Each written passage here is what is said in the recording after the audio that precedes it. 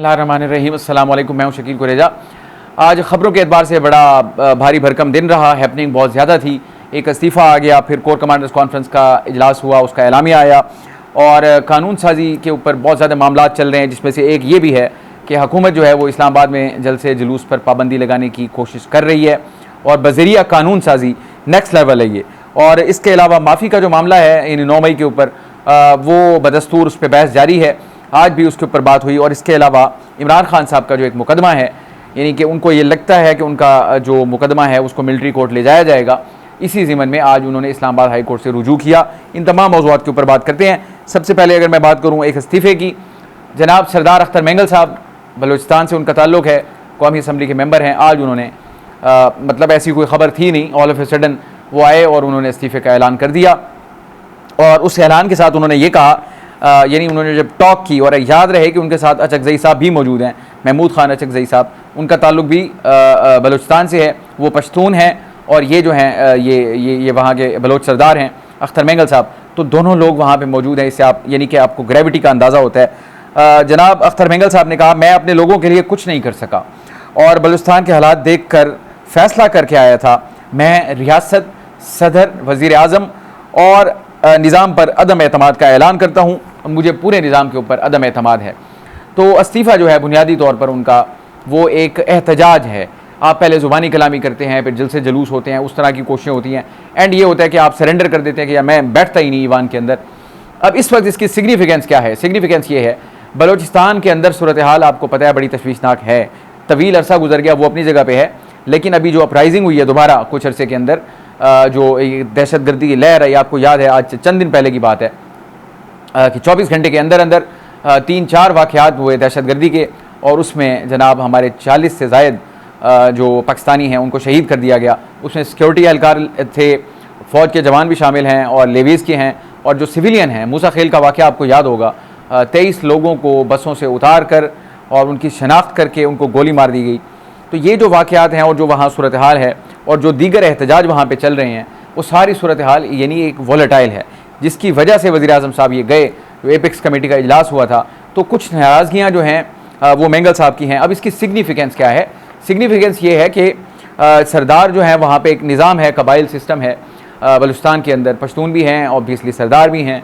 अब वो ईवान के अंदर बैठते हैं, वो आइन को मानते हैं, आइन के मुताबिक चल रहे हैं, आइन को उसका प्रचार भी करते हैं और उस तरह आगे चलना चाहते हैं।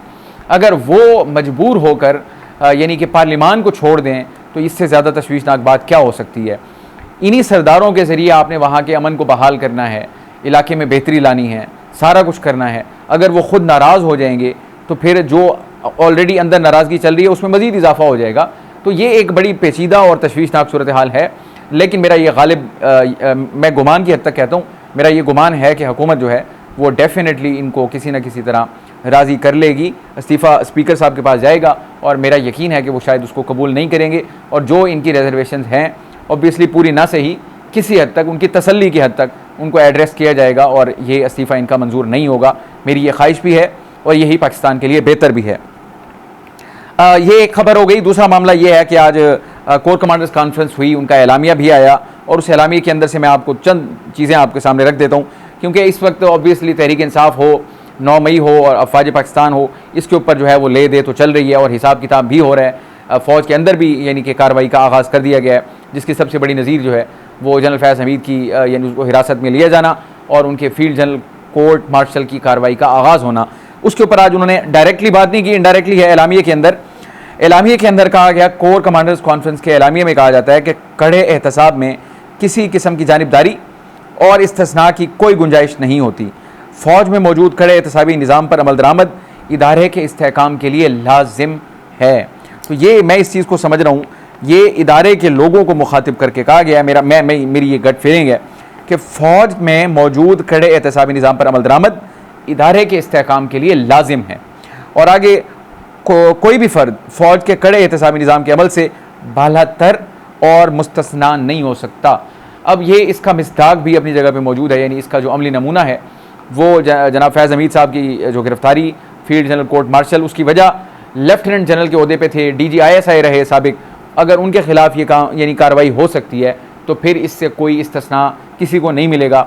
ये वाज़ेह ऐलान है आज और उसके पीछे बैकिंग है अमल की, जो कि नज़र आ रहा है। और इसी तरह फिर 3 दीगर जो साबिक अफसरान को गिरफ्तार किया गया, हिरासत में लिया गया, वो भी अपनी जगह यानी मौजूद है। मिसाल के तौर पर यानी कि 3 लोग जो थे, जिसमें 2 मेजर थे, एक कर्नल साहब थे, एक ब्रिगेडियर साहब थे गालबन, तो वो भी, और ये इसी नेक्सस में थे जो फैज़ हमीद साहब वाला है। तो ये वाज़े पैगाम आ गया कि एहतसाब हो रहा है, कड़ा एहतसाब है, और उस पर अमल दरामद जो है वो इदारे के इस्तेहकाम के लिए लाजिम है और ज़रूरी है। तो ये अंदर भी मैसेज है और बाहर भी मैसेज है, इसकी अपनी जगह पे एक सिग्निफिकेंस मौजूद है। और इसके अलावा अगर हम बात करें, एक हुकूमत जो है, वैसे भी हालात कोई इतने अच्छे नहीं है, लेकिन कोई अजीब व गरीब चीज़ें आपको हुकूमत की तरफ से भी देखने को मिल रही हैं। और ये मैंने देखा है अमूमन जो कानून साजियाँ इस किस्म की जाती हैं, मुबहम कह लें या यानी कोई पर्पस स्पेसिफिक जो होती हैं, वो एंड पे आके उसी हुकूमत के गले पड़ती हैं जो उन्होंने काम किया होता है जिन्होंने। आज खबर ये है कि इरफान सिद्दीकी साहब नवाज शरीफ के इंतहाई करीबी हैं, लंदन में भी उनके साथ मुकीम रहे, तकरीर भी उनकी लिखते हैं, एडवाइज़र भी हैं उनके, अब सेनेटर भी हैं ऑब्वियसली वो। अब उनकी जानिब से कल सेनेट के अंदर जो है वो एक कानून साजी के लिए बिल पेश किया गया, और बिल के अंदर ये है कि इस्लामाबाद में बग़ैर इजाज़त जलसे पर 3 साल और दूसरी बार गैर कानूनी जलसे पर 10 साल कैद की सज़ा का बिल जो है वो पेश कर दिया गया है। अब इस्लामाबाद क्या, उसकी सिग्निफिकेंस क्या है, अहमियत क्या है? विफाकी दारुल हुकूमत है। जब किसी के कोई ग्रीवेंसेस होते हैं कि वो विफाक के अंदर हुकूमत बैठी है, तो वो आके एहतजाज करते हैं। ये खुद तहरीक इंसाफ एहतजाज करती रही, नून लीग करती रही, पीपल्स पार्टी, सब के एहतजाज हुए हैं। आपको याद होगा सुप्रीम कोर्ट के बाहर PDM 1 के जो दौरे हुकूमत था, उसमें जो इतना बड़ा एहतजाज हुआ, जिसमें मौलाना भी थे और दीगर जमातें भी थी, सुप्रीम कोर्ट के बाहर, बावजूद इसके कि 144 नाफिज था, फिर भी इन्होंने एहतजाज किया। आपने एहतजाज क्यों किया था? आप मजबूर हुए थे, ग्रीवेंसेज एड्रेस नहीं हो रही थी, आवाज़ कोई नहीं सुन रहा था, तो आपने आगे एहतजाज कर दिया, जो भी आपका मामला था। तो अब अगर एहतजाज के ऊपर आप पाबंदी लगा रहे हैं इस्लामाबाद के अंदर, और तजवीज़ यह है कि जो मुकर्ररा मकाम हो वहाँ पे किया जाए। आप इंटेंट आपकी ठीक है, मैं मान सकता हूँ कि हो सकता है अच्छी इंटेंट हो, आप चाहते हो कि अमन व अमान ख़राब ना हो, निज़ाम हुकूमत जो है वो चलता रहे और एहतजाज भी हो एक मखसूस जगह पे हो, लेकिन अब उसका एक वक्त होता है। इस वक्त आप 8 सितंबर का जलसा सर पे खड़ा हुआ है, पहले उनको इजाज़त नहीं मिली, अभी भी माहौल में सरासीमगी है कि उनको इजाज़त मिलेगी या नहीं मिलेगी। ये बात दोबारा शुरू हो चुकी है कि 8 सितंबर वाले जलसे का क्या होगा, इसके ऊपर बात शुरू हो गई है। मैं आपको ये वाज़ेह कर रहा हूँ, यानी कि कोई इतना आसान नहीं होगा तहरीक इंसाफ के लिए 8 सितंबर वाला जलसा। तो अब उसके ऊपर आप ये कानून साजी भी कर रहे हैं। अभी आपकी हुकूमत को 6-7 महीने का दौरानिया गुजरा है, 5 साल बाकी हैं, तो इसमें एहतजाज तो होते हैं। अगर ऐसी कानून साजी आप यानी कि प्रपोज़ करते हैं, एक तरफ वो जजेस की तादाद वाला मामला जो है वो अपनी जगह मौजूद है, 2 तिहाई अक्सरियत वाला मामले की कोशिशें वो अपनी जगह मौजूद हैं, अब एहतजाज के ऊपर पाबंदी लगाना इस्लामाबाद में, तो मेरा ये ख्याल है कि हुकूमत भी नहीं चाहती कि मुल्क में इस्तेहकाम आए। इस्तेहकाम से क्या मतलब है? अब इस किस्म की कानून साजी का, अब और तहरीक इंसाफ उसको कह रही है पॉलिटिकली मोटिवेटेड है और हमें जलसों से रोकने के लिए और जुलूसों से रोकने के लिए सारा कुछ है। मैं हरगिज़ ये नहीं कह रहा कानून साजी ना करें, लेकिन आपका जो वक्त होता है इस चीज़ को करने का, वो उसको मशकूक बना देता है, और जब मशकूक बना देता है तो फिर हुकूमत की नीयत पे शक होता है, और जब नीयत पे शक हो रहा है तो फिर आप इस्तेहकाम को किस तरह अचीव कर सकते हैं? तो बड़ा मुश्किल काम है। बहरहाल हुकूमत ये कर रही है, उनके जहन में ऐसा क्या है। अब देखिए तहरीक इंसाफ शिबली फराज साहब जो हैं वहाँ पे अपोजिशन लीडर हैं सेनेट में, उन्होंने उसी वक्त कह दिया, उन्होंने कहा बिल बदनीयती पर मबनी है और PTI के जलसों को रोका जा रहा है, बिल की मुखालफत करते हैं। और इरफान सिद्दीकी ने कहा कि ये बिल सिर्फ सियासी जलसों के लिए नहीं है, तो जिसके लिए भी वो लोगों को बड़ा अच्छी तरह समझ आता है कि आपकी ये जो इस वक्त फुर्तियाँ या कानून साजी है, आपका इस्तेहकाक, आपका राइट, इसमें कोई शुबा नहीं है। लेकिन अगर तरीका गलत अडॉप्ट करेंगे, टाइमिंग गलत अडॉप्ट करेंगे, तो क्वेश्चन होगा, सवाल होगा, नीयतों के बारे में बात होगी, शकूक शुबात होंगे, पॉलिटिकल विक्टिमाइजेशन की बात होगी, और फिर आगे मुस्तकबिल में जाके यही कानून खुद आपके गले पड़ेगा। इसमें कोई शुबा नहीं है, कोई डाउट नहीं है, मुझे आयोटा के बराबर भी डाउट नहीं है बिल्कुल कि ये फिर इनके गले पड़ेगा अगर ये मंजूर हो जाता है। और एक और इशू जो है माफ़ी वाला, वो आपको याद होगा DGI-SPR की जो प्रेस कॉन्फ्रेंस थी, गालबन 12 मई की थी या 8 मई इसी तरह थी, जिसमें उन्होंने पहली बार ये इजहार किया था कि इंतशार पसंद टोले को 9 मई के ऊपर सिद्ध के दिल से कौम से माफ़ी मांगनी चाहिए। वहाँ से माफ़ी का मामला शुरू हुआ और उसके बाद मुसलसल तहरीक इंसाफ की तरफ से जवाब भी आता रहा। इमरान खान साहब की जानिब से जवाब हमेशा ये आया कि माफ़ी मुझसे मांगी जाए, हम क्यों माफ़ी मांगे उनसे। तो ये दूसरी पोजीशन है। एक वो पोजीशन है DGI-SPR ने जो ली, एक वो है जो इमरान खान साहब ने ली। इमरान खान साहब कह रहे हैं माफ़ी मुझसे मांगी जाए, हमारे खिलाफ सब कुछ हुआ है। तो ये इमरान खान साहब की पोजीशन थी। कल ईवान के अंदर ख्वाजा आसिफ साहब ने बड़ी लंबी गुफ्तगू की और बात हो रही थी मुज़ाकरात के हवाले से। कोशिशें अपनी जगह जारी हैं, हो भी रही हैं, इसमें कोई शुबा नहीं है, कोई डाउट नहीं है। मैं आपको बता रहा हूँ एफर्ट्स जो हैं वो जारी हैं, लेकिन मैं अगर आपको अपनी राय दूँ ज़ाती, मुझे इसमें से कुछ निकलता हुआ नज़र नहीं आता। सब ये यानी कि जिसको कहते हैं ना हिफ्ज़ मा तक़द्दुम, ये काम हो रहे हैं कि आप यानी एक हुज्जत तमाम कर दें कि ठीक है जी बातचीत की कोशिश की, फलाना हुआ। अब बात यह है कि अचकज़ई साहब की यानी कि उनके पास मैंडेट है क्या? इमरान खान साहब ने कहा कि अगर वो अच्छी ऑफ़र लाएँ। अब इमरान खान साहब को हुकूमत क्या ऑफ़र करती है? क्योंकि इमरान खान साहब कहते हैं कि मैंडेट पहले हमें वापस करें, मुकदमात ख़त्म करें और उनकी रिहाई भी मुमकिन हो। क्या हुकूमत ये दे सकती है महमूद अचकज़ई साहब को? ऑब्वियसली नहीं दे सकती। अब इमरान खान साहब के हवाले से क्या महमूद अचकज़ई साहब गारंटी दे सकते हैं इमरान खान साहब की कि ये उन्होंने कमिट किया और वो इस पर कायम रहेंगे? ये भी बड़ा मुश्किल सवाल है। तो ये अपनी जगह पे है। बहरहाल एफर्ट्स हो रही हैं, अच्छी बात है, होनी भी चाहिए, इसमें कोई शुबा नहीं है। जितना मिनिमम एजेंडे के ऊपर अगर कॉम्प्रोमाइज़ उनका हो जाए इकट्ठे तो वो भी बड़ी अच्छी बात है। तो माफ़ी के ऊपर बात हो रही थी जनाब, कल उन्होंने ख्वाजा आसिफ साहब ने ये कह दिया। मैं आपको दोबारा ये अर्ज़ कर दूँ, मैंने कहा ना हुज्जत तमाम हो रही है, अब मुज़ाकरात की बात हो रही है। ऐन उसी वक्त वज़ीर दिफा साहब ईवान के अंदर खड़े होकर ये कहते हैं कि जब तक 9 मई के ऊपर माफ़ी नहीं मांगी जाएगी किसी किस्म के कोई इनसे मुज़ाकरात नहीं करेगा तहरीक इंसाफ के साथ। उन्होंने अपना ऐलान सुना दिया। अब आज देख लें, आज ऑपोजिशन लीडर जो हैं उमर अयूब साहब, उनका भी आ गया, सेक्रेटरी जनरल भी हैं वो तहरीक इंसाफ के, उन्होंने कहा माफ़ी हम सिर्फ अल्लाह से मांगते हैं, उसके अलावा किसी से नहीं मांगेंगे। तो यहाँ से भी जवाब आ गया। इमरान खान साहब का जवाब मौजूद है, उमर अयूब साहब का जवाब आ गया।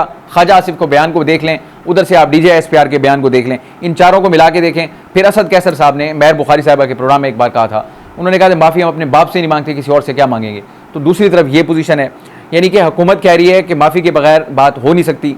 DJSPR कह रहे हैं सिद्ध के दिल से माफ़ी मांगे, इमरान खान साहब कह रहे हैं माफ़ी मुझसे मांगी जाए, उमर अयूब साहब कह रहे हैं अल्लाह से माफ़ी मांगे, उसके अलावा किसी से नहीं। और असद कैसर साहब कहते हैं कि बाप के अलावा हम तो अपने बाप से माफ़ी नहीं मांगते, किसी से क्या मांगेंगे। तो अब मुझे बताएं इसमें से मुज़ाकरात का रास्ता आपको कहाँ से निकलता हुआ नज़र आता है? तो पॉसिबल नहीं है। बहरहाल कोशिशें हैं वो जारी हैं, दुआ करते हैं इसमें से फिर भी कोई ना कोई रास्ता निकले, हमारे मुल्क के लिए इसमें बेहतरी हो। इमरान खान साहब का जो मामला है, मामला तो बहुत सारे हैं ऑब्वियसली, उनके रोज़ कोई ना कोई खबर आती है उनसे मुतालिक। आज भी एक खबर आई और वो खबर है इस्लामाबाद हाई कोर्ट के अंदर उन्होंने दरख्वास्त दी और दरख्वास्त में उनका मौक़िफ़ ये है, उनके ये खदशात हैं बावजूद जो रीज़न्स हैं वो उन्होंने लिखी हैं दरख्वास्त में कि उनका जो मुकदमा है उसको मिलिट्री कोर्ट में भेज दिया जाएगा, उनका ये खदशा है और लिहाजा उनकी तहवील जो है वो सिविलियन अदालतों में रहनी चाहिए और सिविलियन जेल में रहनी चाहिए। तो अदालत जो है ये हुक्म जारी करे कि उनका मुकदमा मिलिट्री कोर्ट में न जाए। अब उसके दरख्वास्त तो दायर हो गई ऑब्वियसली उनकी, लेकिन उसके ऊपर फिर एतराज़ात दायर हो गए रजिस्ट्रार ऑफिस की जानिब से। एतराज़ात भी मुतअद्दिद हैं। एक तो उसमें कहा गया कि इन्होंने कोई सबूत यानी इसके साथ नहीं लगाए, ना कोई FIR का हवाला दिया गया और ना ही कोई इसके साथ और यानी कि जो सपोर्टिंग मटीरियल है तो वो इसमें नहीं लगाया गया। तो इन वजूहात की बुनियाद पर इनको एंटरटेन नहीं किया जाता, यानी कि एतराज़ लग गया। और फिर साथ ही ये भी कहा गया कि चूँकि मिलिट्री कोर्ट में जो सिविलियंस का ट्रायल है वो मुकदमा इस वक्त सुप्रीम कोर्ट में ज़ेर समाअत है और यानी कि सब जुडिस है, ऑब्वियसली उसके ऊपर ये हाई कोर्ट फिर फैसला भी नहीं कर सकती क्योंकि मिलिट्री कोर्ट में सिविलियन का ट्रायल हो सकता है या नहीं हो सकता, इसका फैसला अभी सुप्रीम कोर्ट से होना बाकी है। तो ये अब इस दौरान इमरान खान की दरख्वास्त चली गई, लेकिन ये खदशात जो हैं वो इस्लामाबाद में ज़ेर गर्दिश हैं कि इसी यानी कि सितंबर के महीने में ही शायद इमरान खान साहब का जो मुकदमा है उसको मिलिट्री कोर्ट में भेज दिया जाए। और ख़दशा इमरान खान साहब का ये है कि फैज़ हमीद को उनके खिलाफ वादा माफ़ गवाह जो है बनाया जाएगा। ये बहुत सारी बातें इसके हवाले से वो कर चुके हैं और मामला जो है फिर इन दी एंड इमरान खान साहब के ऊपर आएगा। इसके ऊपर बहस तो चल रही है, क्या ऐसा होगा या नहीं होगा। अगर इस पर हम कोई जजमेंट ना ही दें तो बेहतर है, लेकिन इमरान खान साहब के लिए 9 मई का जो मामला है वो इतना सादा है नहीं। सूरत हाल या खुरा या सिरा या कड़ियाँ वो जा उसी तरफ रही हैं इमरान खान साहब की तरफ, और इमरान खान साहब के जो खदशात हैं वो भी बिलावजह नहीं है। उसके बारे में ख्वाजा आसिफ साहब का ये मौक़िफ़ है, इनको ये सब कुछ इसलिए याद आ रहा है क्योंकि ये सब कुछ कर चुके हैं और इनको मालूम है। अब इनको डर ये है कि कहीं वो सिरे जो हैं मिल ना जाए और मामला मेरे तक पहुँच ना जाए। जबकि इमरान खान साहब का वाज़ेह मौक़िफ़ है, कहते हैं जुडिशल कमीशन बना दें, CCTV फुटेजेस सामने ले आएँ, आपको पता चल जाएगा 9 मई का असल ज़िम्मेदार कौन है। तो दो इंतहाएँ हैं, अपनी अपनी पोजीशन पे कायम हैं और जुडिशल कमीशन बनता नहीं है तो फिर फैसला कैसे होगा ये आप भी सोचें, हम भी सोचते हैं, रोज़ सोचते हैं। आज के लिए इतना ही। आप हमारी वीडियोस को लाइक कर सकते हैं, चैनल को ज़रूर सब्सक्राइब करें और अपना फीडबैक कमेंट के ज़रिए आप हमारे साथ शेयर कर सकते हैं। आपसे इंशाल्लाह कल मुलाकात होगी। इजाज़त दीजिए, अल्लाह हाफ़िज़।